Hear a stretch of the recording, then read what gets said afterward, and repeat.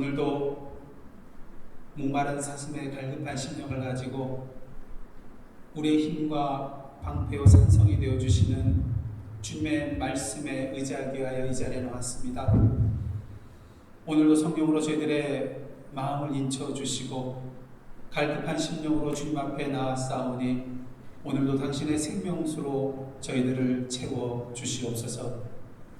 예수님의 이름으로 기도드리옵나이다. 아멘.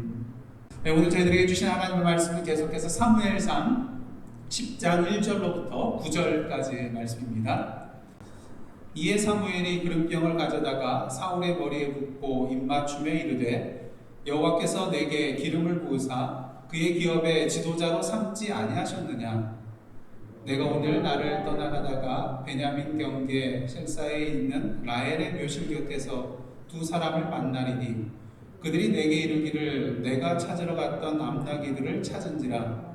내 아버지가 암나기들을 염려는 놓았으나 너희로 말미암아 걱정하여 이르되 내 아들을 위하여 어찌하리요 하더라 할 것이요. 내가 거기서 더 나아가서 다볼 상수리 나무에 이르면 거기서 하나님을 배우려고 베델로 올라오는 세 사람을 만나리니 한 사람은 염소 새끼 셋을 이끌었고 한 사람은 떡 세 덩이를 가졌고 한 사람은 포도주 한 가죽 부대를 가진 자라. 그들이 내게 무난하고 떡 두 덩이를 주겠고 너는 그의 손에서 받으리라. 그 후에 내가 하나님의 산에 이르리니 그곳에는 블레셋 사람들의 영문이 있느니라. 내가 그리로 가서 그 성읍으로 들어갈 때에 선지자의 무리가 산당에서부터 비파와 소고와 저와 수금을 앞세우고 예언하며 내려오는 것을 만날 것이요. 내게는 여호와의 영이 크게 임하리니 너도 그들과 함께 예언을 하고 변하여 새 사람이 되리라. 이 징조가 내게 임하거든 너는 기회를 따라 행하라. 하나님이 너와 함께 하시느니라. 너는 나보다 앞서 길갈로 내려가라. 내가 내게로 내려가서 번제와 화목제를 드리리니 내가 내게 가서 내가 행할 것을 가르칠 때까지 7일 동안 기다리라. 함께 읽겠습니다. 그가 사무엘에게서 떠나려고 몸을 돌이킬 때에 하나님이 새 마음을 주셨고 그날 그 징조도 다 응하니라. 아멘. 이는 하나님의 말씀입니다. 여러분 밥을 지을 때 우리 권사님들, 집사님, 여집사님들 잘 아실 텐데 밥을 지을 때 가장 중요한 것 중 하나가 무엇입니까? 뭐 이렇게 밥 지을 때 이제 뭐 밥솥이나 이런 데 넣고 그냥 전원만 꽂으면 되는데 뭐 물 맞추는 것도 중요하고 또 뭐 쌀을 또 뭐 좋은 걸로 골라서 하는 것도 중요한데 이 마지막 단계에서 이걸 꼭 해야 돼요. 뭘까요? 뜸들이기를 꼭 해야만 합니다. 뜸들이는 이유는 무엇입니까? 그 밥솥 내의 열기가 밥알 전체에 고루 퍼지도록 하고요. 또 수분이 밥알 속 깊이 잘 스며들게 하기 위해서 뜸들이기를 한다고 합니다. 그래야만이 밥이 찰지고 또 맛있게 지어지는 것이겠죠. 근데 이렇게 뜸들이는 것은 밥을 지을 때만 하는 것이 아니더라고요. 여러분들 TV 시상식 같은 데 보면 어떻습니까? 마지막 1등 발표할 때에 뭘 드리죠? 뜸들입니다.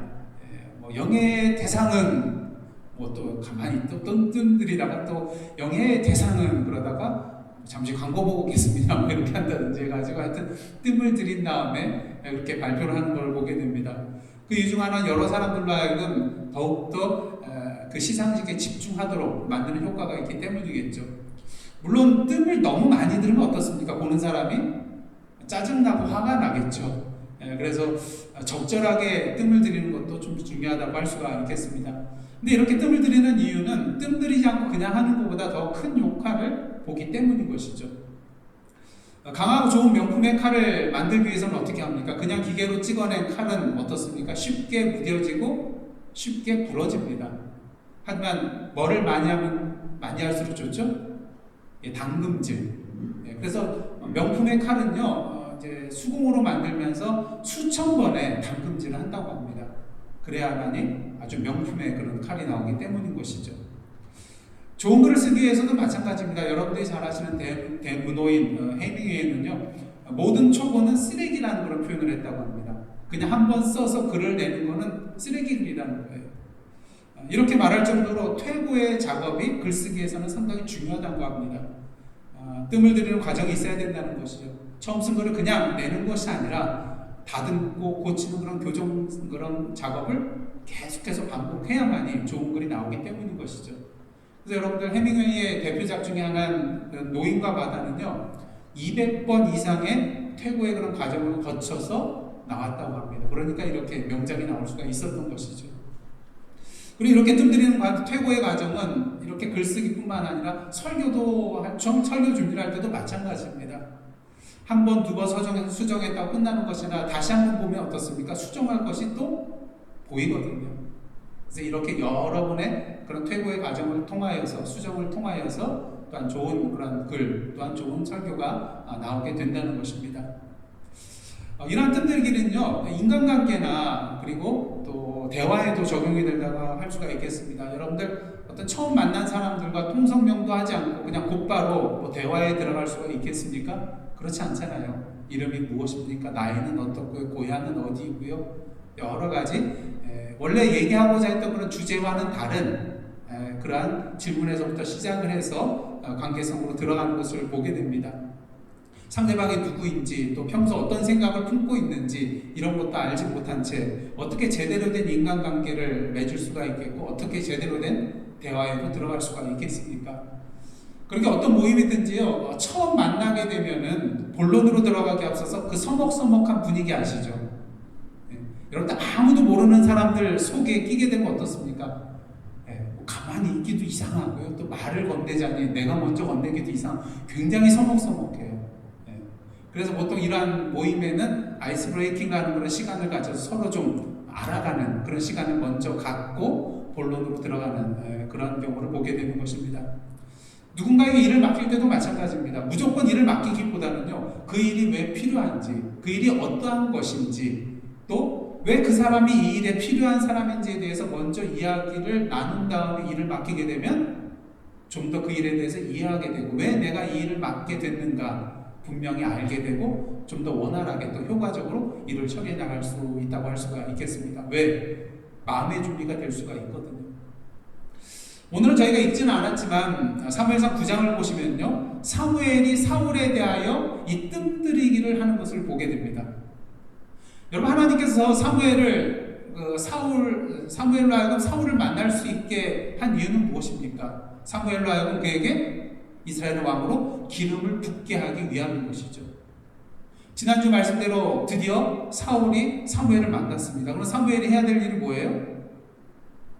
그에게 하나님께서 당신을 왕으로 세우셨습니다. 그러면서 기름 붓는 일을 하면은 사무엘이 끝나는 거예요.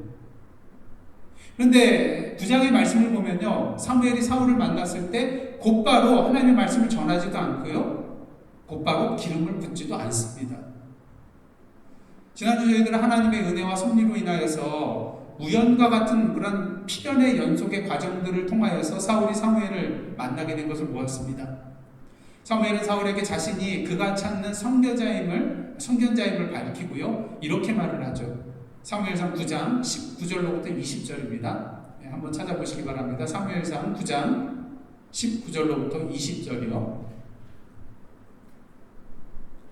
제가 봉독해 드리겠습니다. 사무엘이 사울에게 대답하여 이르되 내가 선견자이니라. 너는 내 앞서 산당으로 올라가라. 너희가 오늘 나와 함께 먹을 것이요 아침에는 내가 너를 보내되 네 마음에 있는 것을 다 내게 말하리라. 사흘 전에 이른 내 암나기들을 염려하지 말라 찾았느니라. 온 이스라엘이 사모하는 자가 누구냐?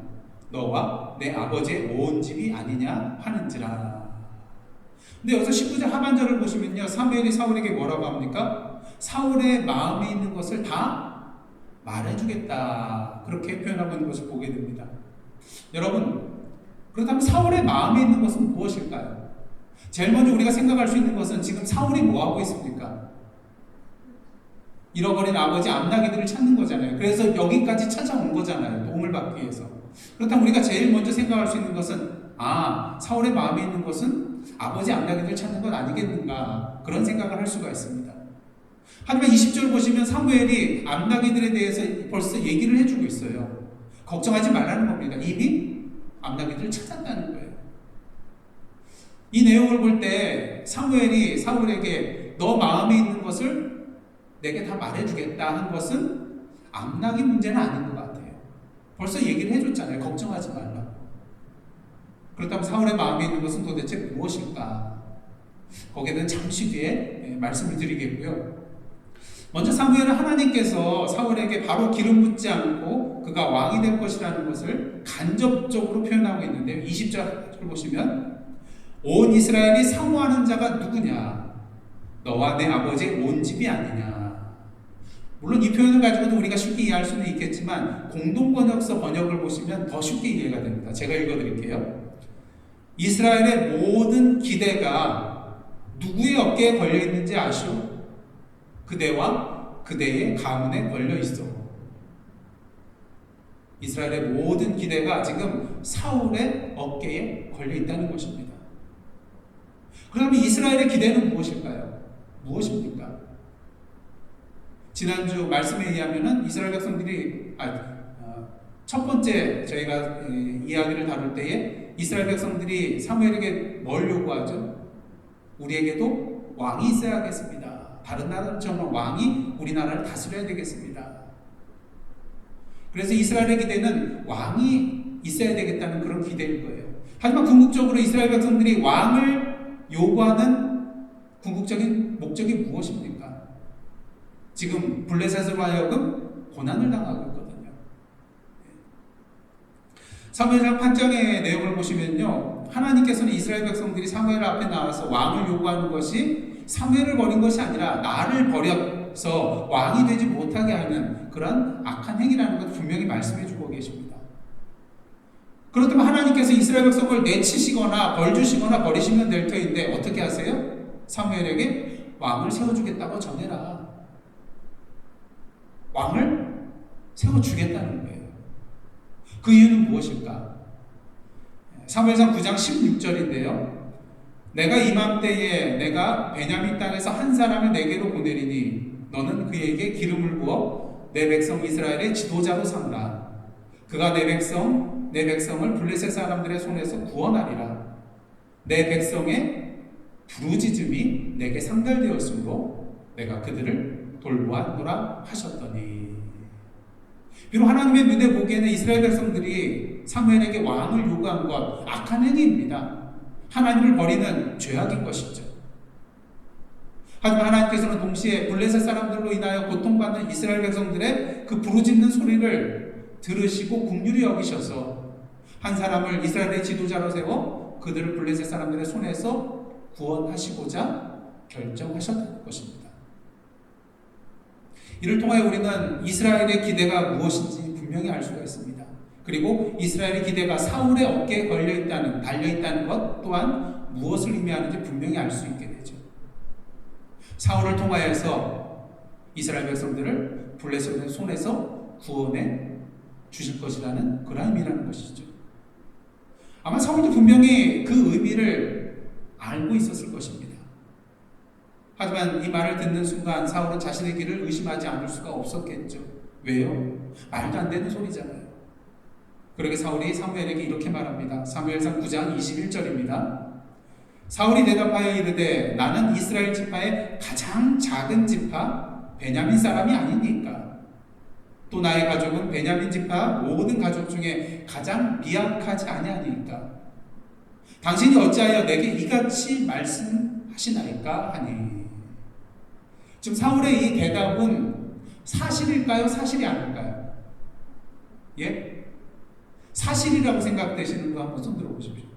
예, 틀려도 괜찮습니다. 그 다음 내리시고. 사실이 아니라고 생각되시는 분 손 들어보십시오. 예, 손 안 드신 분은 그럼 뭡니까? 예. 근데 정답은요, 절반은 사실이고 절반은 사실이 아니에요. 지난주에도 말씀드렸다시피 베냐민 지파는 어떠한 상황에 있었습니까? 이스라엘 지파 중에서 가장 힘이 없는 상황이었어요. 왜냐하면 베냐민 대 나머지 지파 연합군과 함께 싸움을 벌이는 그런 일이 생겼는데 사사기에 보면 자세한 내용이 나와 있는데요. 그 가운데 베냐민 지파 용사들은 다 죽고 600명만 남았어요.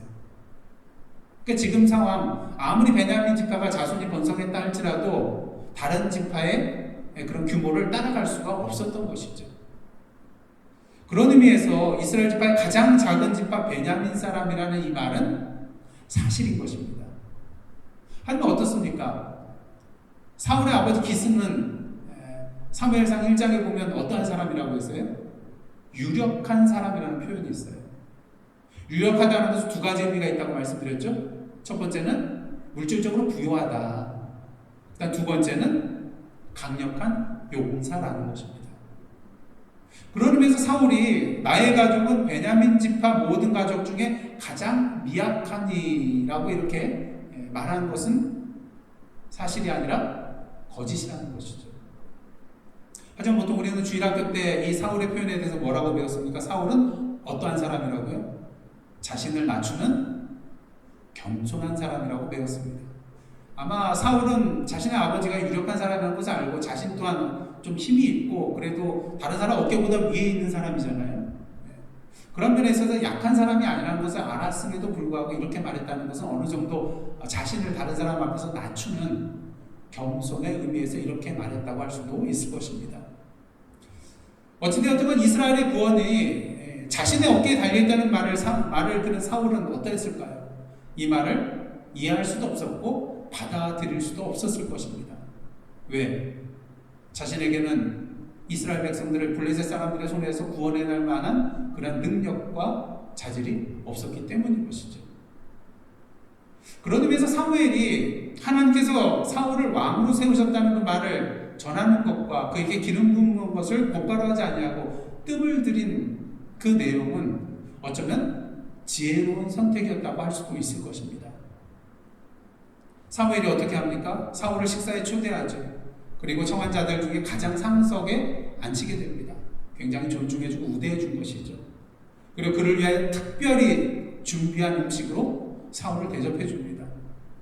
그리고 식사 후에는 어디로 갑니까? 지붕 위로 올라가서 지붕 위로 올라갔다고 저희를 지붕으로 생각하시면 안 됩니다. 그 당시 이스라엘 사람들의 가옥은 지붕이 함께 대화를 나누고 또 즐기고 그럴 수 있는 어떤 대화의 공간이요, 또 생활 공간이었습니다. 그렇기 때문에 그 위에 올라가서 사울이 숙소로도 삼으면서 사무엘과 함께 대화를 나눴던 것이 바로 지붕이었던 것이죠. 그렇다면 사무엘과 사울이 이 지붕 위에 올라가서 도대체 어떤 대화를 나눴을까? 조금 전에 저희들은 사무엘이 사울을 향하여서 너의 마음에 있는 것을 다 말하겠다고 한 것으로 보았을 때 그들의 내용이 구체적으로 어떤 내용인지는 알 수 없지만 분명히 사울의 마음의 중심에 있는 그가 항상 담고 있던 그 주제를 가지고 얘기하지 않았을까 생각을 해보게 되는 것입니다.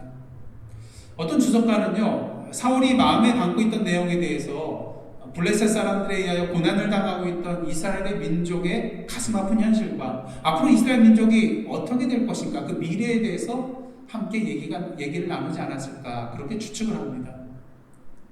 만일 그렇다고 본다면 사무엘과 사울은 이러한 문제에 대하여 아마 이스라엘의 이러한 고난의 근본적인 원인은 무엇일까? 또 해결 방법은 무엇일까? 앞으로 이러한 이스라엘 백성을 하나님께서 어떻게 이끄실까? 이런 내용에 대해서 얘기를 나누지 않았을까 생각을 해보게 됩니다.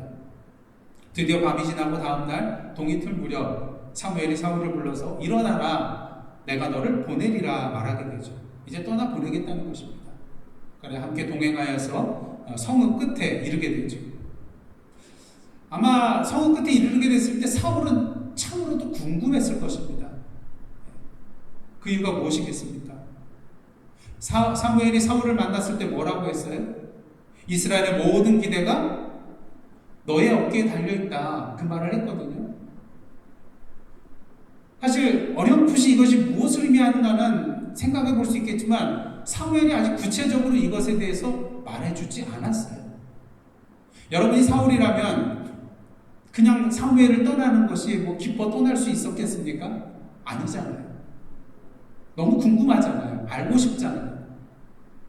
근데 그런 가운데 이제 성읍 끝에 이르게 됐을 때, 작별할 때가 되었을 때, 사무엘이 사울에게 상황을 앞서 보내라고 말하면서 너는 여기에 머물러서 내 말을 들으라고 합니다.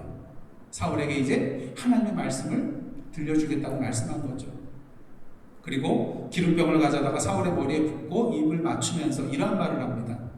오늘 보면 1절 하반절인데요.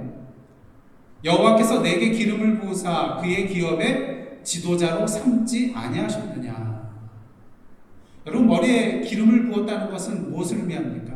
하나님께서 사울을 이스라엘의 왕으로 세우셨음을 의미하는 것이죠. 이스라엘 백성에게 있어서 세 부류의 기름 부음을 받는 사람들이 있는데 어떤 사람이죠? 오늘 사울과 같은 왕이 기름 부음을 받게 되고, 또 누가 기름 부음을 받게 되죠? 예? 제사장하고 그 다음에 사무엘과 같은 선지자에게 기름을 붓게 됩니다. 그 이유는 무엇일까? 하나님께서 세워주시는 사람, 그리고 하나님으로부터 권위를 인정받아야만이 일할 수 있는 자가 왕과 제사장과 선지자이기 때문인 것입니다. 제사장은 어떤 사람입니까? 하나님과 인간 사이에 다리 역할을 하는 교통의 통로이고요. 왕은 어떤 사람입니까? 하나님을 대신하여서 백성들을 다스리는 통치자이고요. 선지자는 하나님의 말씀을 사람들에게 전달하는 전달자라고 할 수 있기 때문인 것입니다. 이렇게 이스라엘 왕으로 기름 부음 받게 된 사울, 참으로 믿어지지 않았을 것입니다. 어떻게 내가 이스라엘의 왕이 되어서 그 강한 블레셋 군사들로부터 우리 이스라엘 백성들을 구원할 수 있을까? 하나님께서 정말 나를 왕으로 세운 것은 맞는 것일까? 이런 의구심이 들었을 것입니다. 그러게 하나님께서는요, 사무엘로 하여금 사울에게 기름 붓기 전에 뜸을 들이도록 하신 것입니다.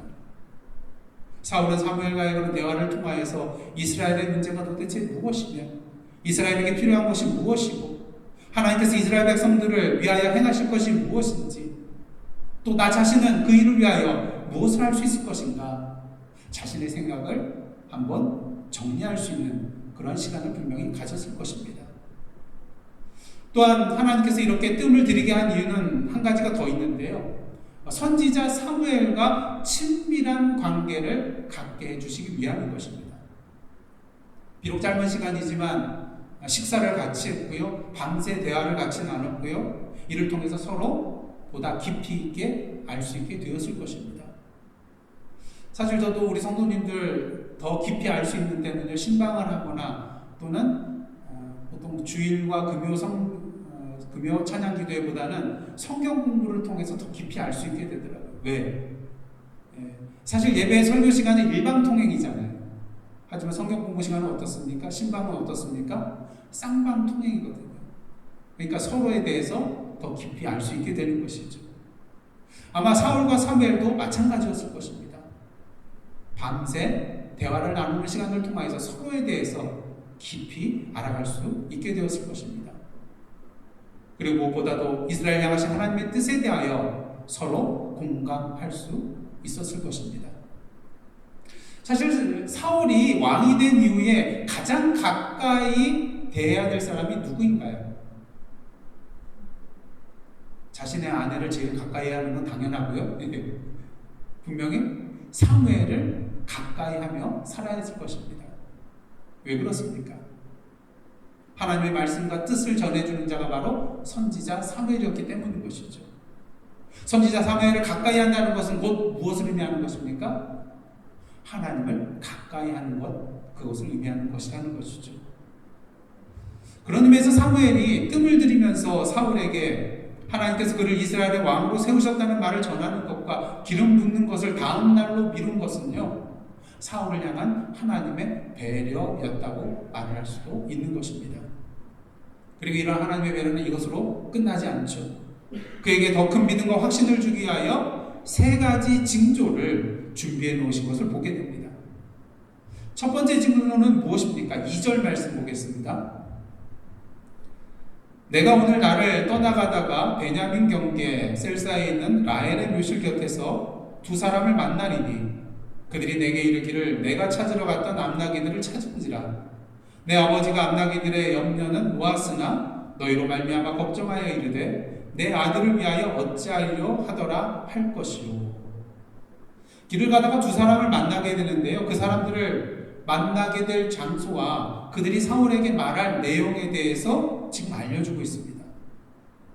그것이 그대로 이루어진다면, 아 그렇지, 정말 하나님이 나를 왕으로 세우신 것이 맞구나 이렇게 생각할 수 있을 것입니다.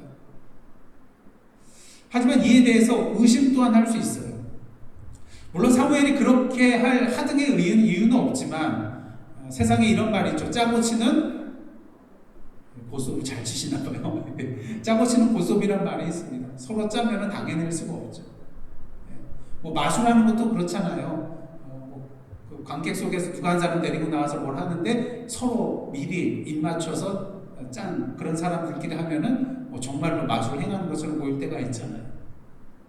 사무엘이 미리 두 사람에게 사울이 지나가면 이렇게 말해라 일러둘 수 있다는 것입니다. 그렇다면 두 번째 징조는 무엇입니까? 3절과 4절인데요. 3절, 4절 제가 공독해 드리겠습니다. 네가 거기서 더 나아가서 다볼 삼수리 나무에 이르면 거기서 하나님을 배우려고 베델로 올라가는 세 사람을 만나리니 하나님을 만나기 위해서 베델로 가는 그런 사람을 만나는데요. 한 사람은 염소 새끼 셋을 이끌었고 한 사람은 떡 세 덩이를 가졌고 한 사람은 포도주 한 가죽 부대를 가진 자라. 그런데 그들이 너에게 문안하고 떡 두 덩이를 주겠고 너는 그의 손에서 받으리라. 여러분 이 세 사람이 지금 가지고 있는 것이 뭐예요? 염소 새끼 세 마리하고 떡덩이 세 덩이하고 포도주 한 가죽 부대예요. 근데 거기서 뭘 줬다고요? 떡 두 덩이를 줬대요. 왜 이것만 줬을까요? 염소 새끼 세 마리 있고 떡덩이도 세 개인데 그 중에 두 개만 주고요. 그 다음에 포도주 한 가죽 부대가 있는데 왜 하필이면 떡 두 덩이를 사울과 그 사환에게 주었을까? 그 이유는요, 사울과 사환에게 음식이 없는 것, 떨어졌다는 것을 그들이 알았기 때문인 것입니다. 지난주 본문을 보시면 사울이 사환에게 사무엘을 이제 찾으러 가기 앞서서 질문을 하죠. 하나님의 사람에게 우리가 드릴 것, 예물 드릴 것이 있느냐 모르니까 사환이 뭐라고 합니까? 주머니에 먹을 것이 다하여 드릴 예물이 없습니다. 한마디로 음식이 동났다는 것이죠. 근데 지금 사울을 만난 이 세 사람이 어떻게 이 사실을 알고 그것도 딱 사울과 그 사환 몫으로 떡 두 덩이를 주게 되었을까? 말해준 것도 없는데 하나님께서 알려주셨다는 것이죠. 물론 어떤 사람은 이것도 우연입니다 라고 말할 수 있을 것입니다. 근데 여러분 어때요? 우연이 계속되면은 필연으로 여기더라고요. 지금 여러분 해가 동쪽에서 지금 뜨잖아요. 근데 처음 해 뜨는 것을 봤다고 한번 생각해 보세요. 저기 우연히 떴네. 다음날 이것도 우연히 떴네. 근데 계속 365일 떠요. 이거는 필연적으로 뜨는 거구나 동쪽에서. 그래도 우연이라고 생각할까봐 하나님께서 이제 세 번째 징조를 주시는데요. 이것은 결코 부인할래야 부인할 수 없는 징조였습니다. 오늘 보면 5절과 6절인데요. 그 후에 네가 하나님의 산에 이르리니 그곳에는 블레셋 사람들의 영문이 있느니라. 네가 거기로 가서 그 성읍으로 들어갈 때에 선지자의 무리가 산당에서부터 비파와 소고와 저와 수금을 앞세우고 예언하며 내려오는 것을 만날 것이요. 이것이 징조가 끝이 아닙니다. 6절이 더 중요해요. 너에게는 여호와의 영이 크게 임하리니 너도 그들과 함께 뭘 한다고요? 예언을 하고 변하여 새 사람이 되리라. 앞에서 말씀드렸던 두 가지 징조는 외적인 증거예요. 이 외적인 증거는 사실 우연이라고 생각하고 의심할 수 있는 증거라고 할 수가 있겠습니다. 하지만 이 세 번째 징조는 어떻습니까? 결코 부인하거나 의심할 수 없는 징조라는 거예요. 왜냐하면 이것은 나에게 직접 일어나는 내적인 증거이기 때문인 것입니다. 그렇게 오늘날 많은 그리스도인들이 어떻습니까? 이러한 성령의 내적 체험을 갈구해요. 외적 체험도 중요하지만 이 내적 체험이 더 확실하다고 생각하기 때문인 것입니다. 오래된 얘기인데요. 제가 아는 한 목사님께서 목회자 부부 모임에 참석을 했는데 마침 그때 신유의 은사가 있으신 목사님께서 성령 집회를 인도하셨다고 합니다. 그래서 기도 시간이 됐는데요. 몇 분의 목사님과 몇 분의 사모님들이 손을 푸들푸들 부들부들 떨면서 특이한 성령 체험의 현상들을 맛보게 되었다고 합니다. 자, 이러한 상황 속에서 지금 제가 아는 그 목사님 부러웠대요. 이렇게 성령이 임해가지고 막 부들부들 떨면서 신비한 그런 현상들이 육신적으로 이렇게 나타나는 것을 눈으로 직접 보니까 나도 한번 성령 체험하고 싶다. 좀 이런 현상이 나에게도 일어났으면 좋겠다. 그래서 저리 기도했대요. 하나님, 그래서 제가 목사인데 이런 성령의 체험 한번 좀 맛보게 해주십시오. 저도 맛보고 싶습니다. 그래서 간절히 기도했대요. 자, 성령 체험의 현상이 나타났을까요? 나타나지 않았을까요? 예? 안 나타났으면 하는 그런 안 좋은 심보를 버리시고 그분에게 나타났으면 하는 그런 긍정적인 좀 마음으로 생각을 해보시길 바랍니다. 근데 막 기도하고 있는데 몸 한 곳에서 떨리는 그런 현상이 나타나기 시작했어요. 그래서 이 목사님은 야, 드디어 나도 성령 체험하는구나. 그럼 더 간절히 막 기도했대요. 근데 시간이 조금 지나도 이 좀 떨리는 현상이 온몸으로 이렇게 퍼지지도 않고 그냥 그걸로 지속이 되는 거예요. 너무 이상해서 그 떨리는 부분으로 이렇게 손을 댔는데 뭔가 짚히더래요. 뭘까요? 진동하고 있는 자신의 셀폰이었습니다. 집회가 시작하니까 진동 모드로 해놨는데 때마침 전화가 걸려온 거예요. 안 받으니까 계속 울리죠. 찌 울리니까 몸이 어딘가 떨리는 것 같고 하나님께서 성령으로 임하신 것 같은 그런 체험을 한다고 착각했던 것이었습니다. 저희들의 이야기를 듣고 웃을 수 있지만 이 목사님은 당시 굉장히 심각했대요. 정말 하나님께서 성령 체험을 하게 해주시는구나, 그런 생각을 하게 되었다고 합니다. 그리고는 전화진동인 것을 깨닫고 굉장히 허탈해했대요. 성령께서 자기에게도 임하셔서 자신의 몸이 떨리는 것으로 떨리게 해주시는 걸로 그렇게 생각을 했었거든요. 오늘도 많은 그런 성도들이 이러한 성령 체험하기를 원하고 있습니다. 그 이유가 뭘까요? 이러한 체험이 자신의 신앙에 확실한 증거가 되기 때문인 것입니다. 주님께서 나와 지금 함께 하시고 동행해 주시고 계시다는 명확한 증거가 되기 때문인 것이죠. 그런데 오늘 6절 말씀 다시 한번 보도록 하겠습니다. 6절입니다. 오늘 보면 다 함께 읽도록 하겠습니다. 6절 시작. 내게는 여호와의 영이 크게 임하리니 너도 그들과 함께 예언을 하고 변하여 새 사람이 되리라. 많은 그리스도인들이 이 6절의 말씀을 볼 때에 어디에 포커스를 맞추냐면요, 사울도 다른 선지자와 똑같이 예언을 했다는 데 포커스를 맞춥니다. 하지만 사실 우리가 더 눈여겨봐야 될 그런 내용이 있는데요, 바로 그 뒤에 나오는 뭡니까? 변하여 새 사람이 되더라. 많은 사람들이 성령 체험하면요, 성령의 임재를 통하여 방언을 하고 예언을 하고 병자를 고치고 귀신을 내쫓는 것만을 생각할 때가 있습니다. 물론 이것도 중요합니다. 하지만 가장 중요한 성령 체험은 무엇일까요? 방언을 하고 예언을 하고 병을 고치고 귀신을 내쫓는 것도 중요하지만 무엇보다도 나 자신이 변하여서 새 사람이 되는 것, 이것이 가장 중요한 성령 체험이라는 것을 우리는 알아야 한다는 것입니다. 여러분, 내가 변하여 새 사람이 되는 것보다 더 확실한 성령 체험이 어디 있겠습니까? 오늘도 성령 체험하기를 원하십니까? 그렇다면 그 어떤 다른 성령 체험보다도 변할 수 없는 이 내가 성령 안에서 변하여 주님 앞에 새 사람으로 살아가게 되는 놀라운 변화의 체험, 이 체험을 구하시는 저와 여러분의 시간이 되기를 원합니다. 이보다 더 확실한 증거는 없기 때문인 것이죠. 이제 말씀을 정리하도록 하겠습니다.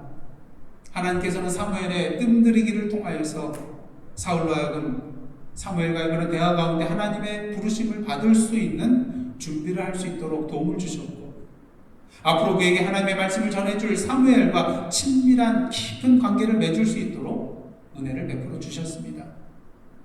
뿐만 아니라 하나님께서 세 가지 징조를 주셨는데요. 두 가지의 외적 증거뿐만 아니라 하나님의 영이 크게 임하는 내적 증거를 통하여서 사울이 믿음과 확신을 가지고 나아갈 수 있도록 은혜를 베풀어 주셨습니다.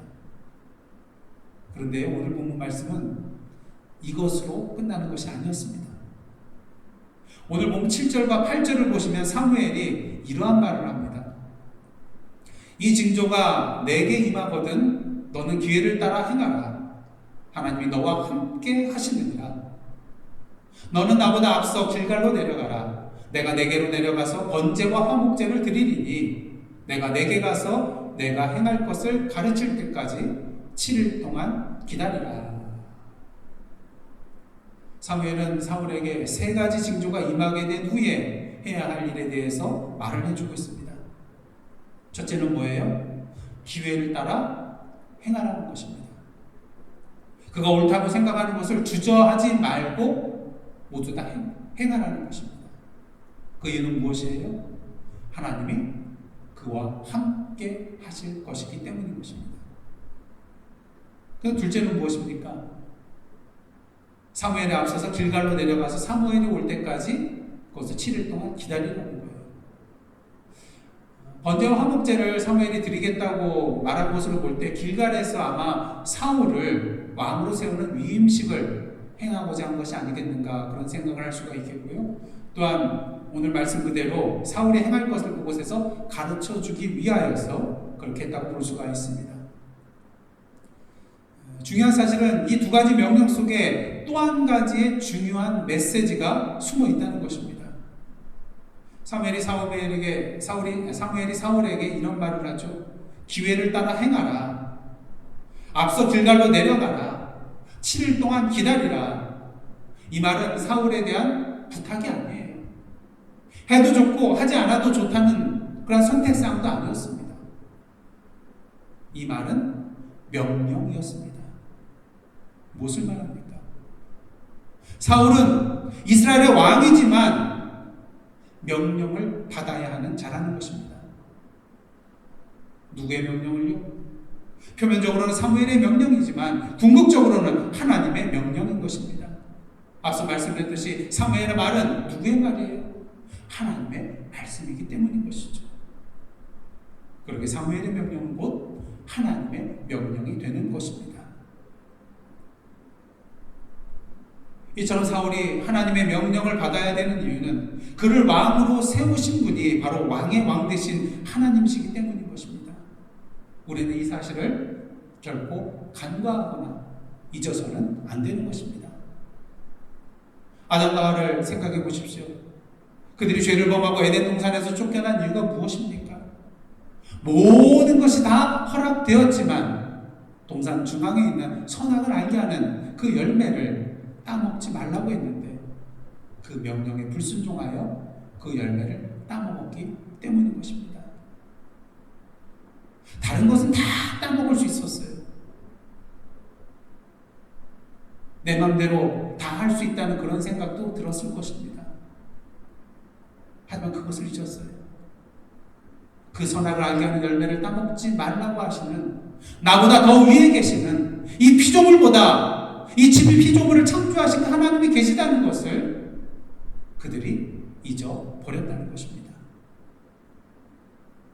그런 의미에서 저와 여러분은 명령하는 자입니까? 아니면 명령을 받고 순종하는 자입니까? 하나님께서 오늘도 사울과 같이 저와 여러분을 불러주시고 기름 부어주시고 사명을 주셨습니다. 우리를 부르신 자, 우리에게 기름 부어주신 자, 우리에게 사명을 주신 자가 있다는 것을 항상 잊지 않는 왕의 왕 되신 우리의 왕 여호와 하나님께서 계시다는 것을 항상 기억하는 저와 여러분의 삶이 되시기를 간절히 원합니다. 하나님, 우리의 왕이 되어주심에 감사를 드립니다. 하나님, 오늘도 교만하여서 명령하는 자리에 서는 것이 아니라 겸손으로 주님 앞에 무릎 꿇고 주님의 말씀을 받고 그 말씀대로 순종하며 나아가는 저희들의 삶이 될 수 있도록 인도하여 주시옵소서. 그래 오늘의 사울이 되어 주님께서 우리에게 허락하여 주시는 그 뜸들이는 은혜와 기름 부어주심의 은혜와 징조의 은혜를 맛보며 누리며 나아갈 수 있는 저희들의 삶 될 수 있도록 인도하여 주시옵소서. 오늘도 많은 기도 제목을 들고 주님 앞에 섰습니다. 주님의 이름으로 기도하였습니다. 성령으로 함께하여 주시사 우리의 기도 가운데 날개를 달아주시고 우리의 기도의 손길이 닿는 곳마다 놀라운 주님의 사랑과 평화와 생명의 역사, 정의의 역사가 일어날 수 있도록 우리의 기도를 사용하여 주시되, 특별히 우리의 삶을 통하여 삶의 기도로서 나아가는, 실천함의 기도로 나아가는, 행함의 기도로 나아가는 저희들의 거룩한 삶 되게 하여 주시옵소서. 이제 남은 한 주간 주님의 명령에 순종하며 살아가기를 원합니다. 성령이 함께하여 주시사 오늘도 주님 안에서 변화된 새 사람으로 나아가는 온전한 성령 체험하는 그런 삶을 살아가는 은혜의 한 주간 되게 하여 주시옵소서. 이 모든 말씀 예수님의 이름으로 기도드리오며 이제는 우리 구주 예수 그리스도의 은혜와 하나님 아버지의 크신 사랑과 성령님의 감동과 교제케 하신 역사가 오늘의 사울이 되어 주님 앞에 부르심을 받은 자로서, 기름 부음을 받은 자로서, 징조의 은혜를 누리는 자로서 이 땅에 주님의 나라를 선포하며 주님의 명령과 뜻을 이루어 나아가기로 결단하며 나아가는 하나님의 백성들의 삶의 터전과 그들의 생명과 나라와 민족과 이 미국 땅과 선교지와 이 온 세계와 또한 오늘도 주님의 사랑과 생명과 회복의 손길을 필요하는 그 모든 곳 위에 이제로부터 영원토록 함께 계시옵기를 간절히 축원하옵나이다. 아멘.